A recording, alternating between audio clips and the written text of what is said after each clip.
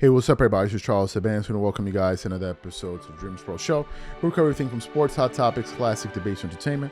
And we give you guys a fresh perspective on things and how we see them. And today we got a pretty disturbing show in store for you guys. Before we get into it, please make sure you like the video and sub to the channel. Also, I want to wish you guys a Merry Christmas to all of you guys that are going to be celebrating Christmas. To you and yours and your family. We will not be on yesterday. We will not be on well, I'm already on Christmas mode already. Like, y'all seeing me show up today is a miracle because I had no intention of working today. Hell, I didn't have any intention of work this last week, but hell, here we are. But anyway, Merry Christmas to you and yours. Let's get into today's show. So anyway, I tuned across a segment from Gil's Arena that I clicked off about 30 seconds into it, where they were talking about NBA ratings, and they were essentially saying that it's a figment of our imaginations, that it's really not happening. It's not a big deal. Why? Because they were looking at the TV deals that the NBA was able to garner by 3x in their deal that they used to have, which was $25 billion and $76 billion. So they're like, well, look, they just got this $76 billion deal, so clearly the league is moving in the right direction. People are just out here looking for something to talk about and blah blah blah blah blah blah blah blah blah. I'm like, okay. So what happened this morning? I was combing through the internet and I came across a pretty interesting article from Fadeaway World, and it says LeBron James remains most viewed NBA player on social media. Kevin Durant not even in the top 10. Continues on. LeBron James continued to prove why he's not only an enduring basketball icon, but also a social media phenomenon. In the 2024-25 season, LeBron is the most viewed NBA player on social media, racked up an incredible 623 million views across platforms. Even at nearly 40 years old, James' unparalleled star power shows no signs of waning, with his digital presence eclipsing younger stars and cementing his position as the league's most influential figure.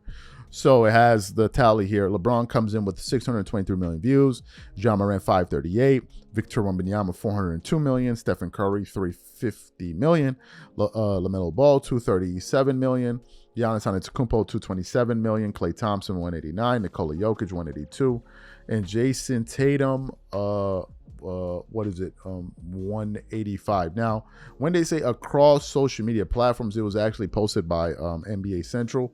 What particular platforms are they talking about? I'm not 100% sure, right? So when people like folks on Gil's Arena and others will hear this kind of information, they'll be like, oh man, the NBA is going to be a good place.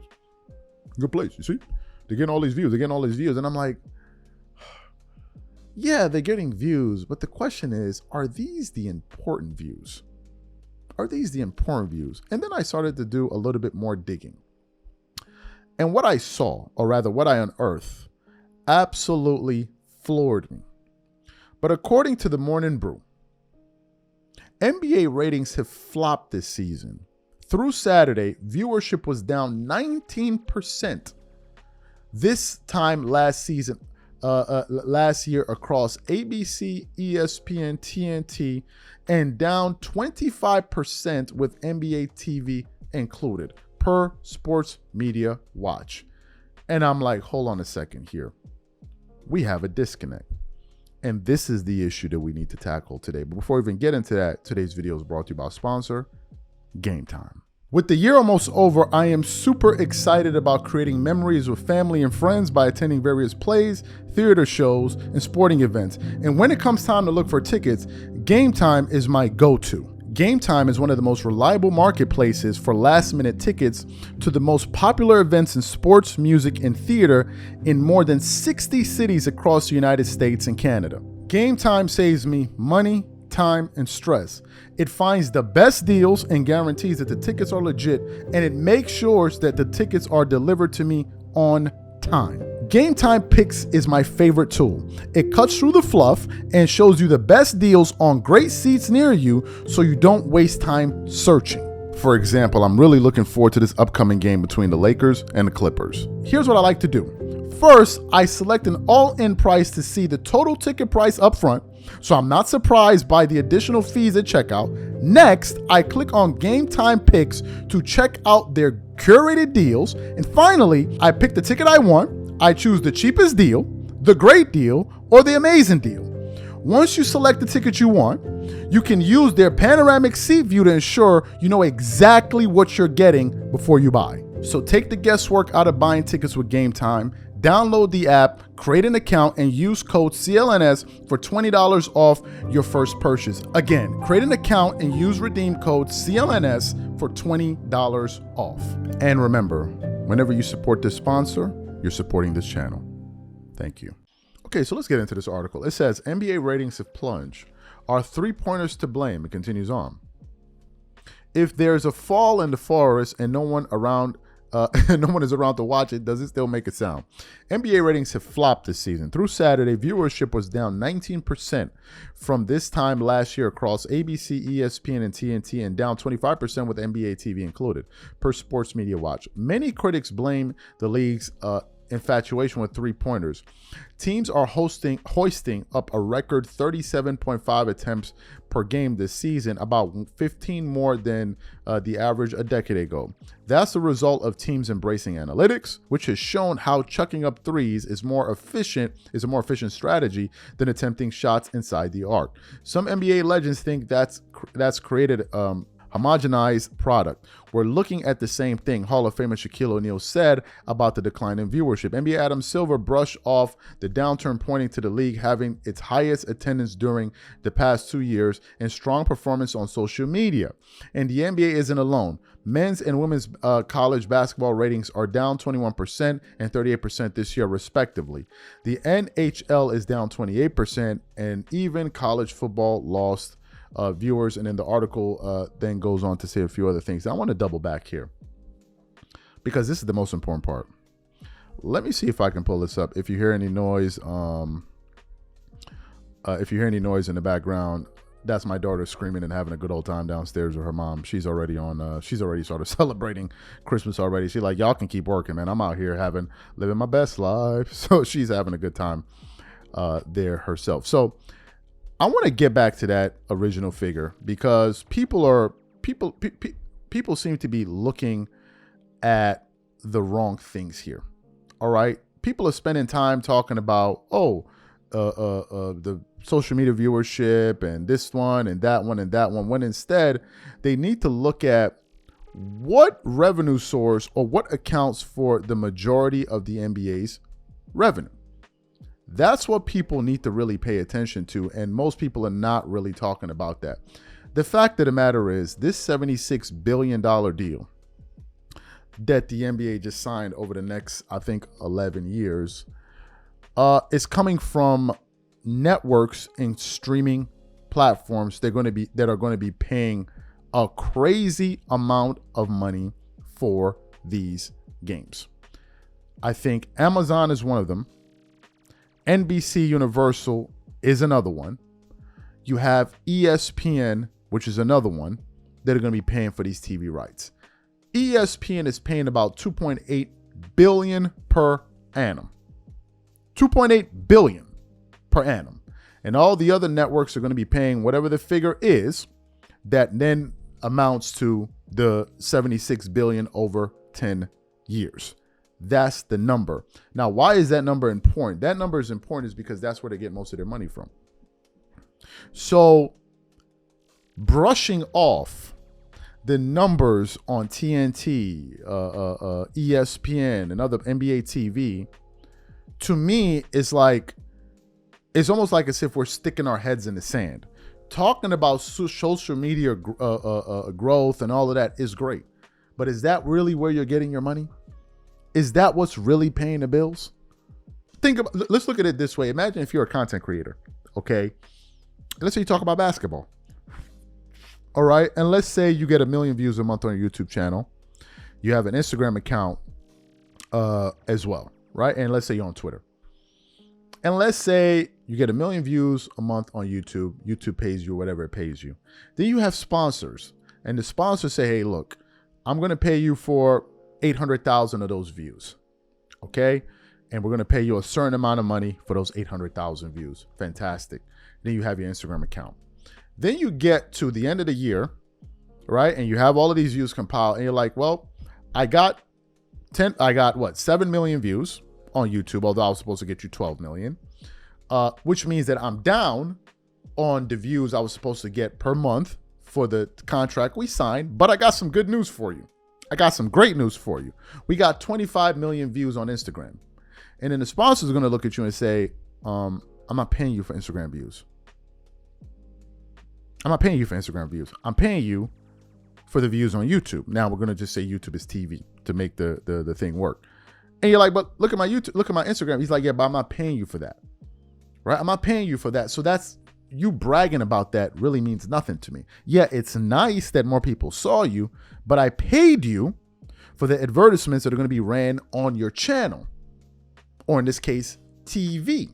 So trying to say that those numbers don't matter after these guys just 3x'd their deal, and the viewership numbers are down 25% just this year, how are you then going to be able to hit your marks in year 11 when you're already suffering in year 1?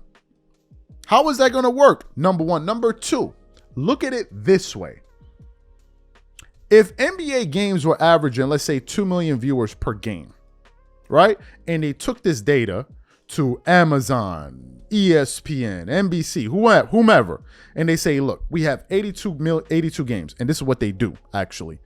The NBA breaks down its inventory, which is what? 82 games, right? So the NBA has an inventory of 82 regular season games, and has an inventory of play-in games, and it has an inventory of playoff games, and it has an inventory of NBA Finals games. And they sell all of these games. They just created it in the in-season tournament as another way to raise revenue. So anyway, the NBA then sold a certain amount of games to certain companies. We already did the breakdown, a few months ago. So like ESPN is going to get some games, TNT is going to get some finals games, and they broke it down this way. And then what they ended up doing was they created a bidding war against these guys. So they went to Amazon and said, hey, look, ESPN is paying us so and so amount, right? So if you want 20 games, they're paying us this amount, you got to pay this amount. And they just created this bidding war against these guys, and they were able to inflate the numbers. So they get this deal, but then the problem is the viewership numbers are dipping. They're dipping. So the NBA is in serious trouble because they're not going to be able to hit their marks. And I'm sure for them to 3x their deal, there must have been something that they told them, apart from the fact of artificially inflating their numbers by creating a bidding war over it. There must have been something in there that said the following. Number one, we're going to get at least the same amount of views or more. I'm sure nowhere in that negotiation process was there a provision where the NBA goes, hey, you know what? There's a chance we may get less views, but we expect you to pay more. That's idiotic on its face, right? So just going through it, just walking ourselves through the process that way, it's easy to see that the NBA is in serious trouble. So anyone pointing to social media numbers, it's irrelevant. And I'll tell you why. LeBron James got 623 million views. All right, 623 million views. That's 62,000, 622,000, 62. Okay, divided by 82. That's about what? About 7 million. So that means that LeBron should be pulling in around what? 5 million views per game just for all of these views? Of course he's not. Of course he's not. These numbers don't really translate now, do they? How many people are following LeBron James on social media? A boatload of people. Does that translate to viewership? Of course it doesn't. The same way it doesn't translate if we have 200,000 subscribers on our show. Are 200,000 people going to watch every single show? No. If you have 100,000 followers on your Instagram and you put up a post, are 200,000 people going to like? No. So pointing to these numbers is pointless to me. But they somehow found a way to get it over these people over there at Amazon and these guys. So anyone telling you that it doesn't matter, it does matter. It does matter moving forward. The people that say it doesn't matter are just basically saying we've already secured it. We already got the deal. So there's nothing to worry about for the next 11 years. But if you look at the product itself, it is declining. And the numbers say that. And the reason why, again, viewership numbers are so important is because it contributes a mammoth amount of revenue, a mammoth amount in terms of portion to the overall revenue. Now, Adam Silver talking about, viewership, we're hitting a high in terms of attendance. It's great. Viewership makes up about 40% of NBA revenue. Fantastic. But you're not going to be able to 3x your viewership. Why? Because the only way to 3x your viewership is to 3x the size of your stadiums, your arenas, which you're not going to be able to do, or 3x the prices, which you're for damn sure not going to be able to do. So how else are you going to do it? You're going to have to 3x it through your TV deals. So you pointing to attendance, when attendance in all likelihood may end up being 15 or 20% of the overall pie, it's irrelevant to me. And there's no way for you to 3x your attendance because you don't have big enough arenas. So to me, man, I think the NBA is in trouble. And these people talking about it, listen, you look, before you start listening to people break this issue down, ask yourself, are these people intelligent enough to understand the issue to begin with before I start listening to them? That's very, very important. Now, I just gave you a very simplistic breakdown of it all, but I do think there's a problem. I think there's a problem because when you're underperforming for your number one sponsor or the people paying you the most money, you're in trouble. And you're just trying to console yourself by saying, oh, look, it's like us. If we got sponsors and we're supposed to give them 500,000 views, and I look at the end of the month, I'm like, Marco, man, we only got 200,000 views. And I'm like, yeah, this is terrible. And then somebody walks in, well, at least we got 1 million views on Instagram. It's like, are they paying us for Instagram?